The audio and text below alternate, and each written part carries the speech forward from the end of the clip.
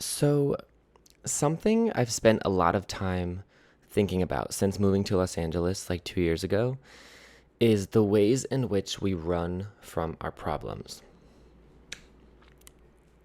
There have been like a lot of moments that I've realized I've been running from my problems, and I've like had discussions with friends about running from our problems.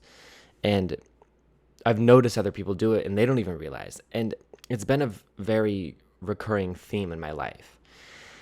And subsequently, because of the way my brain works, a few songs about escapism and running from our problems have found me in the last, especially like the last year or so, and like really resonated with me. Namely, Xanny by Billie Eilish, and then Escapism, the aptly titled Escapism by RAYE and 070 Shake. And I'm really excited to delve into these songs and the lyrics and the things that they have to say. But before I do, I want to go over a couple of different ways I think we end up running from our problems. The first way is with like big, obvious problems. So it's like problems with your job or your relationship or friendships, etc. Like the big things. Because it can be daunting to fix like a big problem in our lives. Let's say you realize that you just don't like your job. It's not always the most obvious thing to like maybe find a new one. Or even if it's like you don't like the way you're being treated at your job, but you like the work you do. It's not always the easiest thing to do to have that conversation with whoever's not treating you the way you deserve to be treated, which is obviously with kindness and respect. It's not always the easiest or the most obvious thing to do to fix those big problems. And so instead of fixing them, we end up running from them and just distracting from them and escaping from them. But the thing is, when we don't address these big things, they don't just go away. They end up festering, and then resentment builds, and then that pent-up energy ends up exploding rather than being addressed calmly and with respect and with patience and with care. The second way that we run from our problems is with less obvious problems. So it's like where you can feel that something is wrong, but it's not the most obvious what is wrong. And it doesn't necessarily mean that these are smaller problems, but more that they're like deeper ones. Deeper ones that would take more energy and introspection to break down and address and fix and solve. And when you don't address these gut feelings, these deeper, intuitive ones, when you feel that something's wrong, you end up just letting that discomfort sit with you. And then, especially over time, those unaddressed gut feelings will weigh you down, and like they keep coming back in multitudes of ways. And the same thing goes for the bigger, more obvious problems too. They will keep coming up and keep showing up until you fix them. So when I caught myself kind of escaping from my problems instead of fixing them was when I moved to Los Angeles at 19, which, as you would expect, a 19-year-old who moves to Los Angeles, just entering adulthood, just figuring out what life is and what the point of it is and what I want to do with my life. I was met with many brand new situations, especially because I did not leave my hometown super, super often as a kid. I just wasn't able to. So my first time on a plane was like when I was like 16. I flew to Texas with my family for vacation, and that was my first time on a plane. And then I went to, oh my God, DC when I was 17. I'm on a school trip, which was the coolest thing to like be where like government is happening. It was so cool to be like, this is where decisions are made about decisions that affect a lot of people.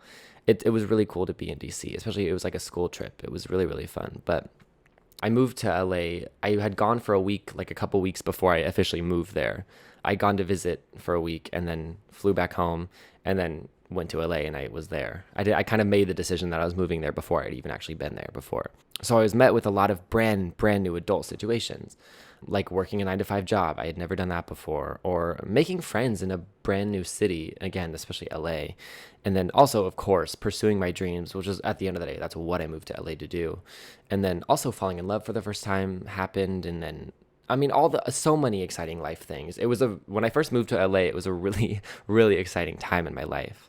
But what also ended up happening at this time was something that I've talked about before, which I talked about it in episode 1 of this radio show, actually, The Beauty of Impermanence, which was about Landslide by Fleetwood Mac and embracing change. So if you want to know like the details, or at least more of the details, I mean, if you want to know the details, keep listening to my music as I release it, because my debut song comes out on Friday. Oh my freaking God. But I'm trying to swear less on this podcast so that people of all ages can, I guess, so that parents aren't scared to show it to their kids, because then kids can like learn these lessons early on, and then the world will be this beautiful place. Anyway.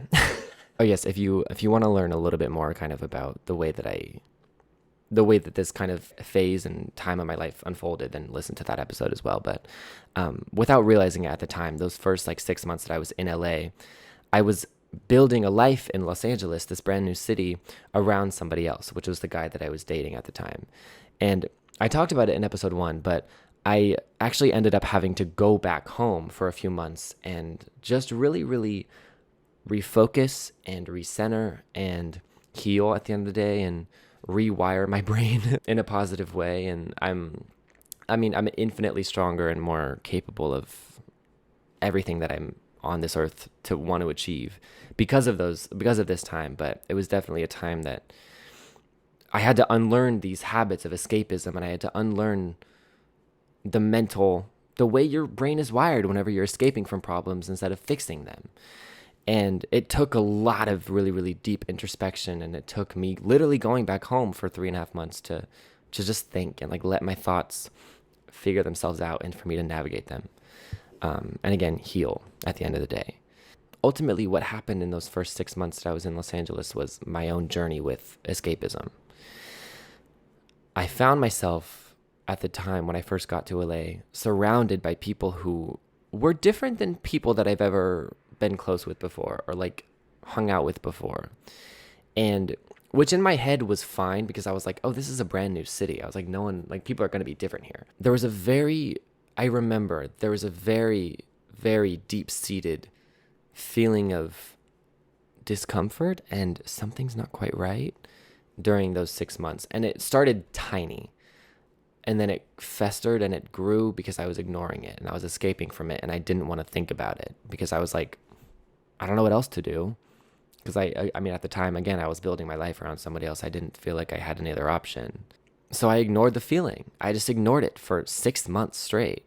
And I kept hanging out with these friends and going drinking with these friends. And I mean, I guess partying with these friends and kind of living in a really weird mindset that I had never really lived in or experienced before, but that I truly didn't see a way out of or didn't see any other option than. And what I realized over time, especially after coming back home, was that these people were caught up in escaping.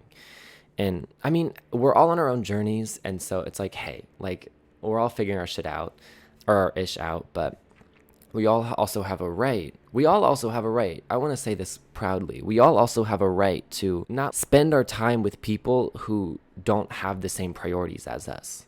Because when you do that, you end up not living in your truth. And that's, at the end of the day, that's what I was doing. I wasn't living in my truth. And now I do, very confidently, and it feels good. And that's like why I'm making music and doing a radio show and talking about these things. The idea of escapism was a humongous lesson that I learned after leaving Los Angeles and then coming back. And at the end of the day, what it became for me was also a lesson in how to set boundaries, which will come later, because that's a very important thing to know how to do. Because at the end of the day, not everyone is your people. Not every person is your people.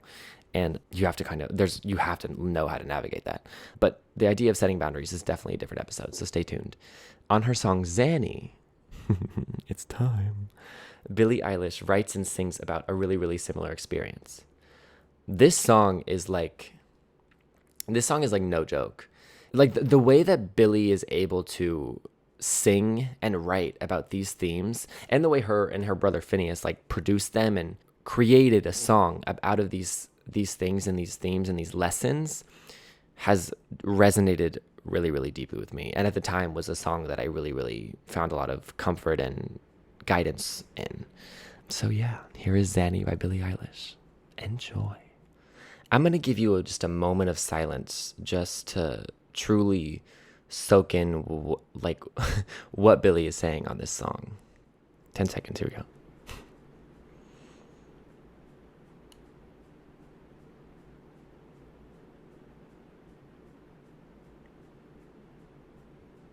All right, lyric time. Let's do this thing. All right, lyric number 1. What is it about them? I must be missing something. They just keep doing nothing. Too intoxicated to be scared. So Billie is with her friends, just observing what's going on around her, and she's starting to question why they're drinking in the first place. And she's realizing that they're doing nothing. And she kind of hints at the concept of escapism by implying that they're drinking to avoid feelings of fear, too intoxicated to be scared. This was a realization I also had. When I was spending time with people who I didn't really vibe with, I gradually realized that unlike the friends that I had back home and the friendships that I'd had in my life up until this point, these new friends who were drinking to escape and just escaping in general, they didn't talk about their passions or their dreams or their goals very much, like if at all, which led me to not talk about mine either. And this had a really big impact on me those 6 months, and this led to me building a life around, this was part of the reason I ended up building a life around somebody else. I, at the end of the day, just was not compatible with these people. And me not feeling comfortable talking about my dreams and my purpose and my passion and my goals, the reason I wake up every day, the reason I get out of bed and feel excited to live my life every day, me not talking about this that's insane. That is insane for me, because my entire life has been about the things that I'm going to do with my life since I was a kid. And when I'm with my other friends, or like my friends from back home, or the friends, or just people that I feel compatible with, the friends that I have now, especially, that I've made in LA since this time, we never shut up about what we're working on. That's what every conversation we have is about. And that has built such a beautiful closeness with the people in my life now. So yeah, all that to say, I understand where Billie is coming from on this song, and feeling like you're surrounded by people who don't get you and who you just don't click with well and you don't vibe with. Next lyric. I'm in their secondhand smoke, still just drinking canned Coke. I don't need a xanny to feel better. On designated drives home, only one who's not stoned. Don't give me a xanny, now or ever. What a chorus. So Billie kind of finishes painting the picture here by revealing that she's not participating in what everyone around her is engaging in. She's in their secondhand smoke and still just drinking canned Coke and making the decision to keep it that way. Next lyric. Make the same mistakes, blame circumstance. Oh my God, this is probably like the most blatant lyric in the entire song. And it's probably the most straightforward lyric in the entire song.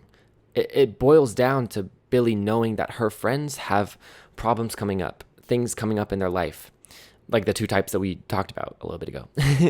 But they just keep ignoring them, and they are escaping from them, making the same mistake over and over and blaming the circumstances instead of looking at how their actions are causing this to happen again and again and trying to change them after that. They're escaping from their problems instead of fixing them through their actions, because that's what fixing problems is about, is changing your actions. Yeah. Next lyric. I can't afford to love someone who isn't dying by mistake in Silver Lake. In 2019, the year that Billie's debut album came out, When We All Fall Asleep, Where Do We Go? Whenever her first album was released, her debut, her and her brother Phineas, who also, they worked really, really closely on the album together, they did like a series with YouTube Music where they broke down some of the songs off of When We All Fall Asleep, Where Do We Go? And one of them was for Xanny. And the two of them kind of sat down and broke down the production and the lyrics and the story behind Xanny further, which is low-key what I'm doing with this radio show at the same time, now that I think about it. Kind of funny. Talking about music, bro. It's life-changing. But in this video, she says that drugs and cigarettes are a way of, it's kind of a metaphor the way she puts it, but she says that drugs and cigarettes are a way of slowly killing yourself. And she's not willing to love somebody who she's going to lose because they're doing that to themselves. And this hits home even further with Billie, because she's spoken openly, and it's a thing that I think people know about, but she's lost friends at a very young age. Two really, really dark things like this. And saying, I can't afford to love someone who isn't dying by mistake. I cannot afford to love someone because she's done it before. Is hard hitting. I can't afford to love someone who's dying by choice, who is dying willingly. And that is so profound and so. She was like, I think 17, 18 when this album came out. That is it's like, wow. Just it's crazy. This song is huge in terms of what it has to say and in terms of the conversation that Billie is starting, which is, at the end of the day, I'm not going to spend my time around people who don't love themselves, or not even don't love themselves, but who aren't at least willing to. Jesus. It's funny because this episode, I'm staring a little bit off track right now, but recording this episode, the timing of it's been really, really funny because I've been dealing with things in my own personal life right now where I'm like, I have friends in my life who, since I moved back to LA almost a year ago, I've made friends who I vibe really well with and who were on the same page, and they understand these things very intuitively. There's a piece of me that feels I want to understand where people who do feel the need to escape from their problems are coming from, because that's how, because I have such visceral experience with that, experiencing it and then having to unlearn it and doing all the deep, deep introspective work to undo it. I have so much experience with it, and I want to help people stop feeling like the only option that they have is to run from their pain. You have to face it at the end of the day. You can't just run. You can't. And I have friends now who are caught up in running, but who I want to teach how to stop running. And in the last few days, just before recording this episode, had a really, really intense almost conversations with them about, intense, but also rooted in love, of course, because that's who I am if you guys haven't watched the other episodes. but intense conversations around, I love you and I want you to love you too. And what you're doing right now is not telling yourself and not giving yourself love and not telling yourself that you are worthy of the things that you want, because you're escaping from your problems instead of addressing them and working through them. And the lyric, I can't afford to love someone who isn't dying by mistake, in Silver Lake, that's... This song is so powerful. I might link the video to the snippet into Billie's mind on YouTube, the series that Phineas and Billie did with YouTube Music for this, because it's really, really cool to get a snippet into Billie's mind and to understand the story behind these songs, because they're profound as hell and they're important as hell. But yeah, that is Xanny by Billie Eilish. Yeah, on to the next one. On to Escapism by RAYE and 070 Shake. Jesus. These two songs are both such well-crafted depictions of escapism and running from our problems and what it looks like, and also different parts of the journey, if that makes sense.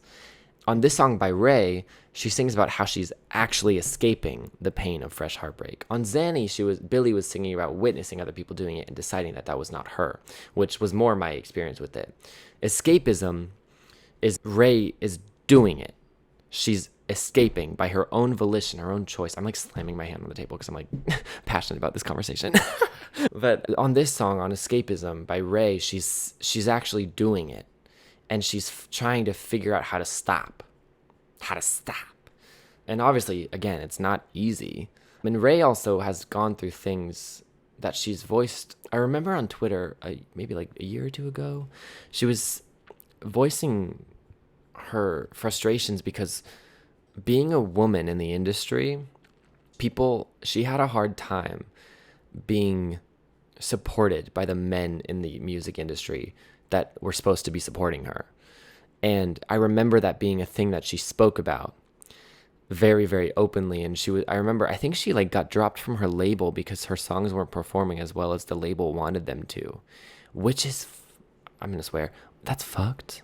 That's not love. That's not how to do things. Music is not about that. Music should be, I mean, music to me is something that has helped me navigate. I mean, I talk about it all the time, but no, I mean, music is something that has helped me navigate everything in my life. Whenever music is reduced to just money and how much money an artist can make for a label, that's a very dark side of the industry. And it's not even just the music industry, but especially, it is very, I would say, especially common in the music industry. But that's not what this is about. That's not, I mean, at the end of the day, that's not why we're here. We're here to love each other. We're here to uplift each other. We're here to support each other. We're here to make sure that we can all live happy lives and do what we love to do. That's the reason we're here. Like, at the end of the day, that's what we're here for. And the sooner we can all kind of get on the same page with that and support each other, like, the sooner we all get to feel good about what we're doing with our lives and our purpose and what we love to do and what we love, period, and who we love. And at the end of the day, we're all here to love each other. And I'm going to start maybe I should just start saying this every episode because it kind of just comes up naturally in every episode anyway. But we're all here to love each other. And what RAYE, so she's singing about being dumped by her boyfriend, and that's kind of the reason that she's feeling so shitty. I'm realizing this right now. I'm getting chills as I'm realizing this right now. I don't think that's what she's singing about at all. She's not, hold on. That's not what she's singing about. She's singing about being dropped from her label, because I'm pretty sure that's what happened. That's what she's singing about. She's singing about being dropped by her label. The people who, for years up to that point, had been like, we're behind you, RAYE. Like, we're going to make you into a pop star because that's what you want to do, because you have things to share with the world. She's not singing about being dumped by her man, or maybe she is. I'm just reading into it, maybe. But that's not what this song is about, I don't think. Let's get into the song. Let's get into the lyrics. Okay, so the intro to this song kind of sets the scene of RAYE meeting a guy at a bar and then sleazing and teasing and sitting on him before the first verse kind of rewinds to explain how RAYE found herself in that position, in this shit position, which she says. It's really, really fun, like, storytelling and songwriting, because she's like setting the scene and then going back in time and be like, this is how I got here. It's very, like, that's very smart songwriting, very smart storytelling. It's very, like, alive in its own way. So the first verse. The man that I love sat me down last night and told me that it's over, dumb decision. And I don't want to feel how my heart is ripping. In fact, I don't want to feel, so I stick to sipping. So RAYE establishes that she was just dumped the night before by her man or a label or somebody. And in order to avoid feeling this pain of fresh heartbreak, she's out at the club sipping on champagne and feeling up on a guy. I don't trust any of these bitches I'm with, in the back of the taxi sniffing cocaine. She's going all the way. And she's also touching on something that I mentioned in the last episode, the self-love episode, which is about having standards and keeping standards for the people around you. And whenever you can't handle being alone, which obviously whenever you're experiencing fresh heartbreak or fresh, like, brutal disappointment, like RAYE is, you don't want to be alone. You do not want to be alone. You want to be supported by your friends and your family and the people who love you. And I'll get into this in a little bit later because RAYE touches on it later, but she's choosing to spend time with not people who love her, with people who she doesn't trust, because she's escaping from her problems instead of fixing them. RAYE is very self-aware on this song. RAYE's aware of these things, and that's what this song is self-awareness around escapism. So she's escaping from her problems instead of dealing with them, and she knows that, and she wants to stop. But whenever you're experiencing fresh pain and fresh heartbreak and fresh betrayal, everything, you don't want to be alone, but then you also don't necessarily, if you're desperate to not be alone, then you end up lowering your standards because you don't want to be alone, so you'll just take anything. But this is why when people are going through hard times, it can be really easy for them to find themselves surrounded by people who treat them maybe not the best. Hence, I don't trust any of these bitches I'm with. Although it could also be the way that RAYE words it is kind of it's not like super clear. So it could also go the other way, where it's like she's the one in the back of the taxi, the only one sniffing the cocaine, and she's doing that because she's trying to escape from the fact that she doesn't trust the friends that she has, that like she thinks want to be there for her in this time, but who just aren't, because she doesn't trust them, because they're just not the right friends for her. So she's the one sniffing cocaine because she doesn't trust them. So she's trying to escape from even that reality. Whoa. Next lyric. Drunk calls, drunk text, drunk tears, drunk sex. I was looking for a man who was on the same page. Now it's back to the intro, back to the bar, to the Bentley, to the hotel, to my old ways. So back to the intro where Ray was like feeling up on a guy, her man to distract her for the night from her heartbreak. She's on her way to the hotel with them. And then back to my old ways kind of hints that she's done this before. Back to my old ways. She's saying she's done this before. Which gets at what Billie was saying when she said, make the same mistakes and blame circumstance.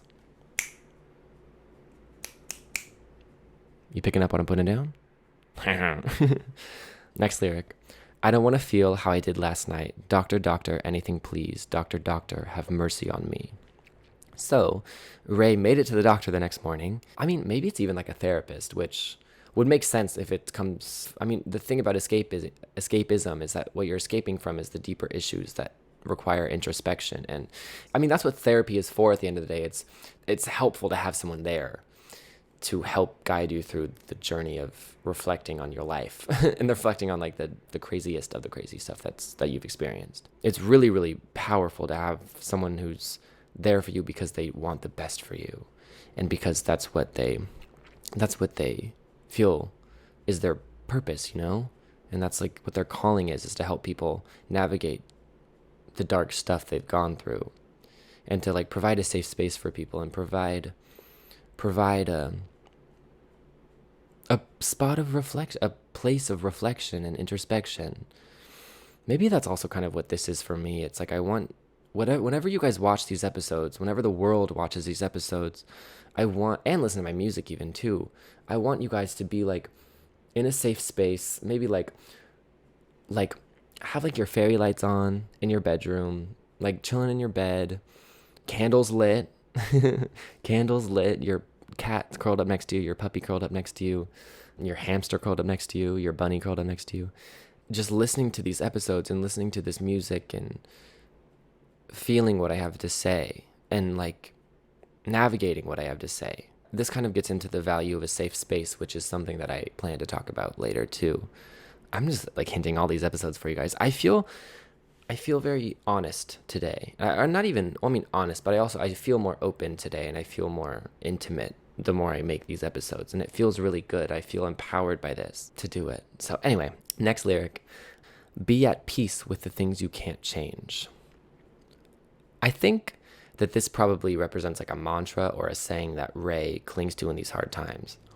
And this saying, be at peace with the things you can't change, is really powerful. Is a really, really good mantra. Be at peace with the things that you can't change. Let go of what you cannot control. That's a really, really, really powerful thing to learn how to do. Maybe that's even like what the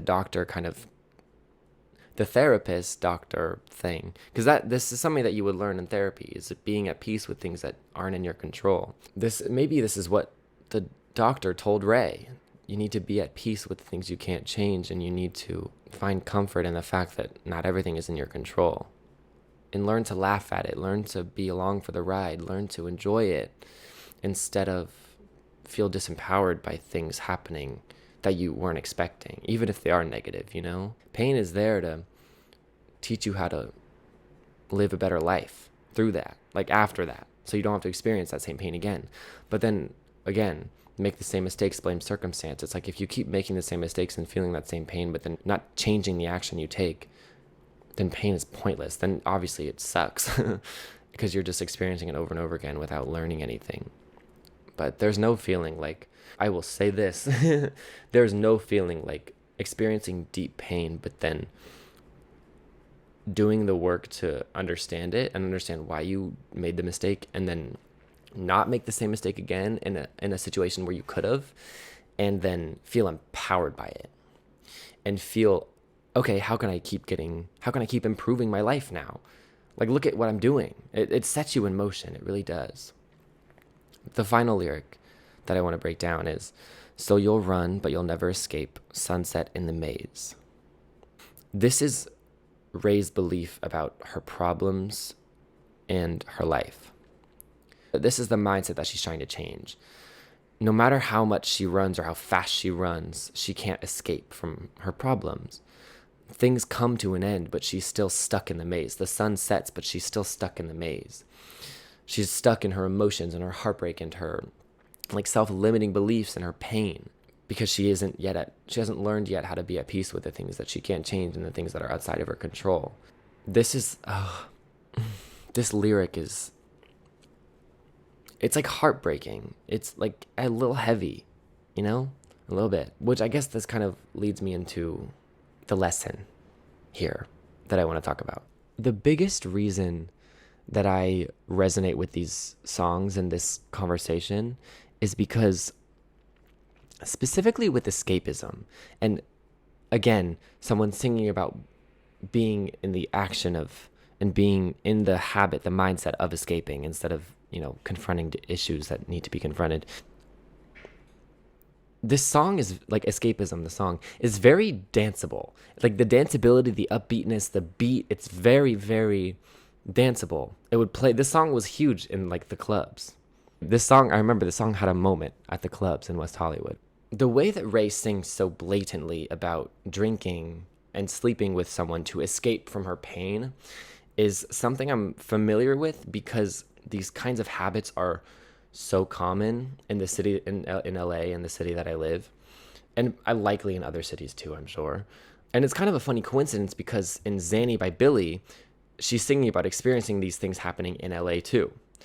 She says, I can't afford to lose someone who isn't dying by mistake in Silver Lake. Silver Lake is like a borough, a neighborhood in LA. And LA is where Billie is from. I mean, that's not to say that like LA is cursed or like people have a lot of shit to work through in LA. But I think there are a lot of people here who are still learning how to build healthy coping mechanisms. Which kind of brings me to like the titular question of this episode, which is, how do we stop running from our problems? And the simple answer is that we learn to work through our problems and fix them as they arise and as they come up, instead of in the moment seeking distraction from them and trying to escape from them. Okay, cool. That's pretty straightforward. That's pretty obvious. Maybe I'll say it again. We learn to work through our problems and fix them as they come up instead of getting distracted. Cool. Well, how do we work through them? What is, quote unquote, working through them? I'm going to be annoying here, and I sound like a dad. But journaling and meditating is the way to understand what's going on in your own head. When you slow down and observe your thoughts, which is something that meditating teaches you, you start to realize recurring themes, recurring feelings. And a lot of like guided meditations are about like kind of confronting fear, because a lot of us live in fear. A lot of us don't live from a place of love. We live in fear.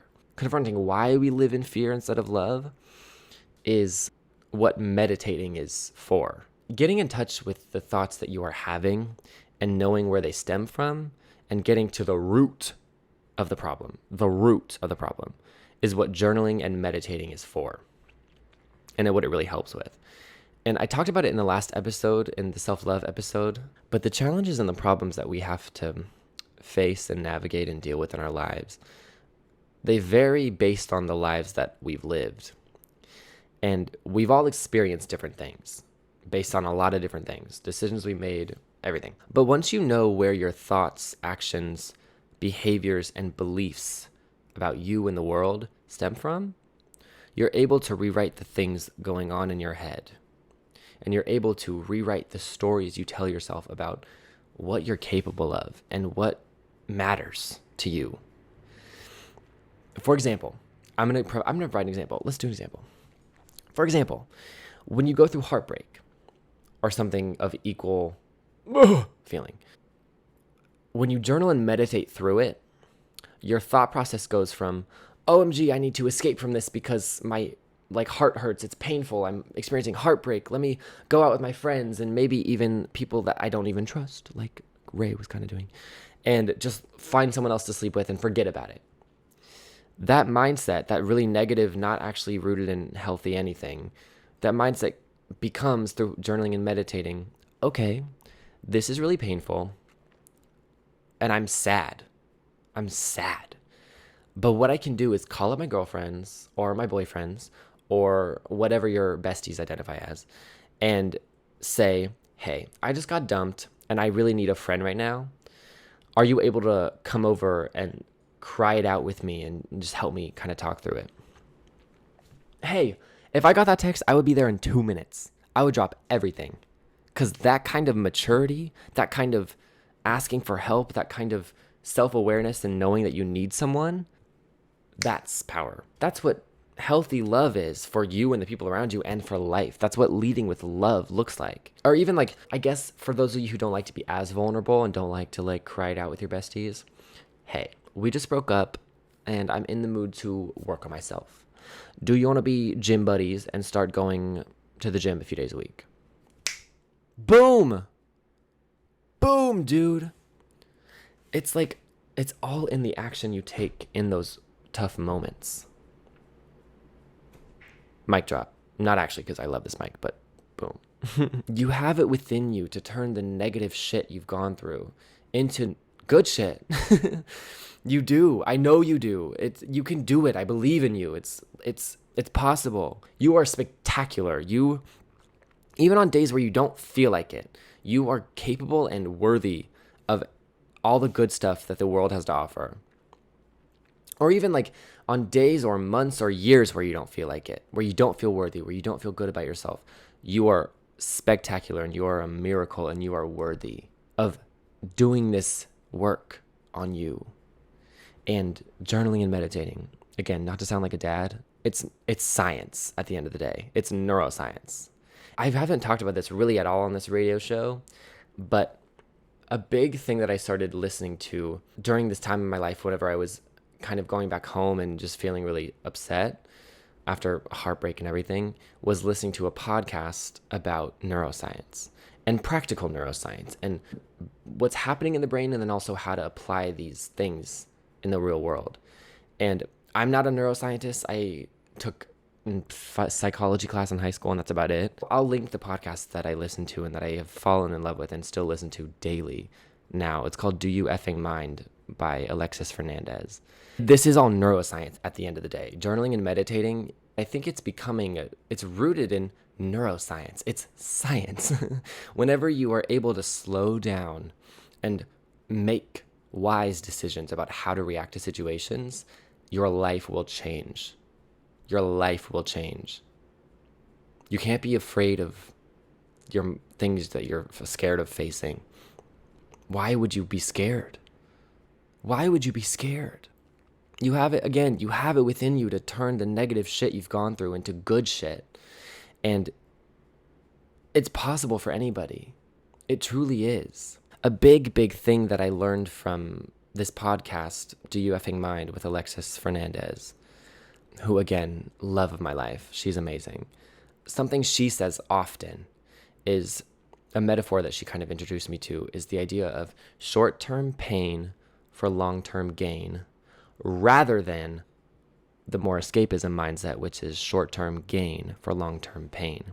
Because the thing is, whenever you're choosing to not go out with friends who just are also escaping, whenever you're saying no to those things and you're choosing to stay in and journal and navigate everything, or even just like watch a movie alone and enjoy your own company, those things can, in the short term, be a little bit painful.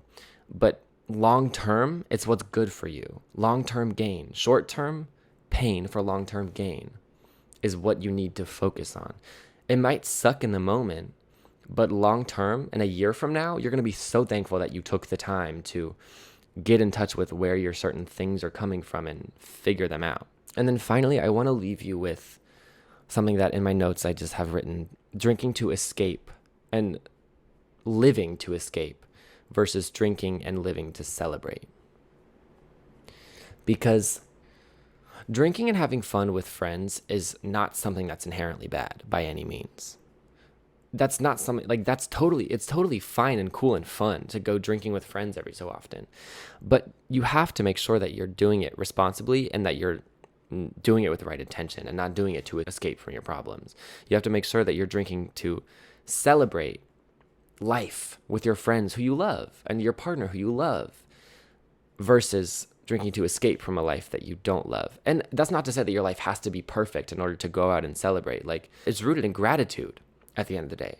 The idea of going out to celebrate and going out to the clubs and the bars and whatever is rooted in, whenever you're doing it to celebrate, that's gratitude at the end of the day. And gratitude's a powerful thing. Although escaping from problems does make us feel good temporarily, all it does is put off dealing with an issue in your life. If you're going through like a breakup, or you're stressed at your job, or you're in an unhealthy relationship, or unhealthy friendships, etc., you're still going to come back to your life when you wake up the next morning like hungover and feeling like crap. Oh my God, me trying not to swear. Crap, I haven't said that word in ages. That's funny. You're still going to come back to your life once the high wears off and you're not drunk anymore or whatever. And this, again, short-term gain for long-term pain. That's what that's rooted in. Instead of short-term pain, staying in, working through the hard shit, and navigating it so that you can feel at peace with it throughout your entire life from then on. You know? Wow. This felt like power hour. Power hour. That's kind of what this is for me, because I haven't ever like gotten to, I don't know, speak this openly about these things. Having this radio show to talk about these things and at the end of the day, try to, again, help people, help you guys and the world, and also myself, not make these mistakes anymore and learn and, again, live lives that we love. Do things with our lives that we love. Getting to do that on this radio show and with my music, which Apollo comes out on Friday, oh my God, has been so far such a wonderful, amazing, beautiful journey. And I can't wait for more. I actually have kind of a special announcement about next week. So, as we know, I've said it twice now, Apollo, my debut song, comes out on Friday, September 1st, 2023. And next week's episode, I'm going to break down Apollo and talk about the story, the influences, the lessons, all of the amazing things that Apollo is to me, and also what music is to me by extension, and what writing music is to me, because these first 4 episodes have been about what listening to music has been for me. Writing music is just as big a piece of that puzzle. And my goodness, it's going to be amazing. But I will see you guys next week to talk about Apollo. I hope you have an amazing week this week. I hope that this episode found you and resonated with you in ways that it needed to. I hope that you're feeling good and empowered after this. And yeah, thank you again for listening to the whole thing. Follow me on Instagram if you want to. DNL Brinko, that's my handle. Rate this radio show 5 stars if you're feeling it. 4, 3, 2, 1, whatever you feel. That helps me a lot if you rate it. And then also, of course, share with your friends, because that makes me so happy and also is also good for this radio show. Yeah, share these ideas, share these thoughts, share this wisdom with anyone who you want to. I love you guys so much. Thank you. Thank you, thank you, thank you. Pre-save Apollo if you want. I mean, actually, please do pre-save Apollo, because that would mean the absolute world to me. It comes out this Friday. Crazy! Have a wonderful week. Tune back in next week and check out my conversation about Apollo. I can't wait. Thank you guys so much. I love yous. Yeah, and I'll talk to you super soon. Goodbye. Goodbye. I have to tell you guys what the reference is. Oh my God, it's Trixie and Katya. That's all I'm going to say. Goodbye.